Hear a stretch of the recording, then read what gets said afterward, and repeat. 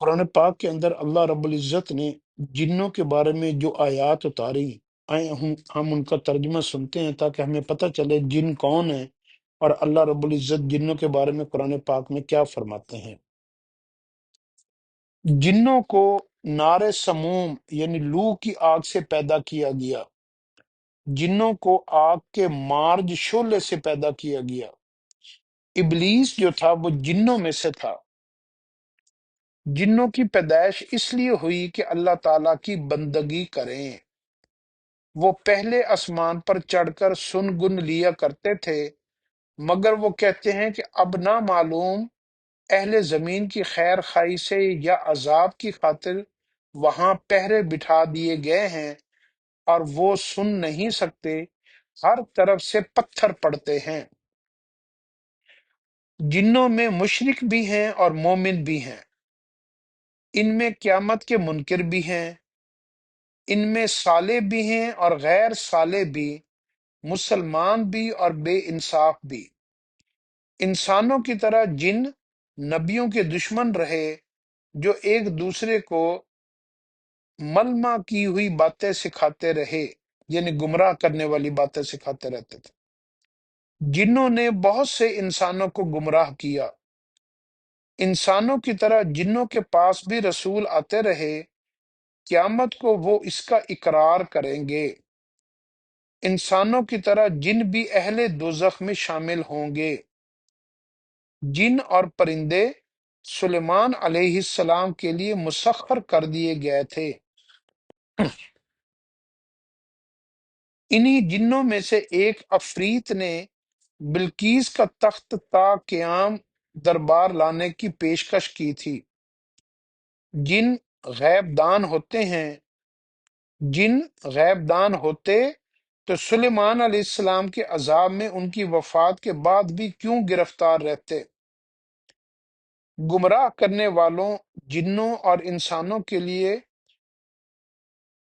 کفار دگنے عذاب کا مطالبہ کریں گے۔ ملائکہ کہیں گے کہ یہ بزعم خویش ہمارے پرستار دراصل جنوں کی عبادت کرتے تھے۔ یعنی قیامت کے دن جو فرشتے ہیں وہ انسانوں کے بارے میں یہ کہیں گے کہ یہ اللہ کی عبادت کی بجائے جو مجرم انسان ہوں گے، جہنمی انسان، یہ اللہ کی عبادت کو چھوڑ کر جنوں کی عبادت کرتے تھے۔ کچھ انسان کچھ جنوں کی پناہ لیا کرتے تھے۔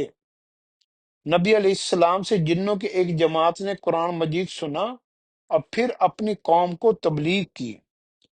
انسانوں کی طرح جن بھی بغیر سلطان، سند و قوت زمین و آسمان کی حدود سے نکل نہیں سکتے۔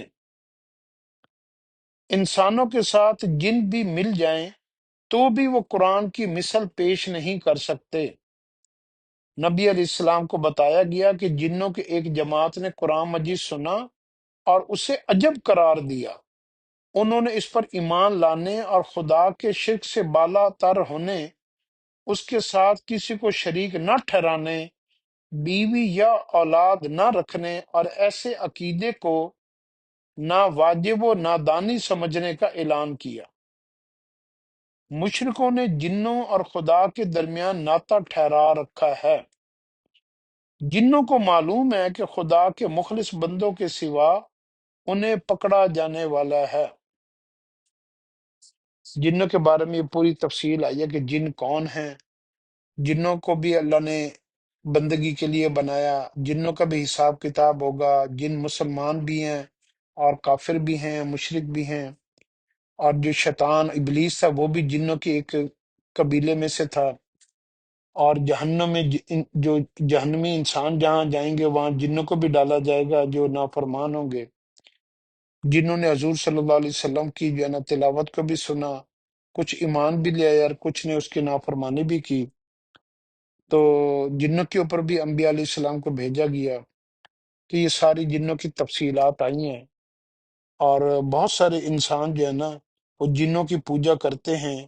جن بہت سارے انسانوں کو گمراہ کرتے ہیں۔ تو یہ ساری جنوں کی تفصیل ہے۔ تو اس سے جو ہے نا قرآن پاک کے اندر جو ہے نا کوئی علم اللہ نے نہیں چھوڑا جس کے بارے میں اللہ رب العزت نے اس کی تفصیل نہ بتائی ہو۔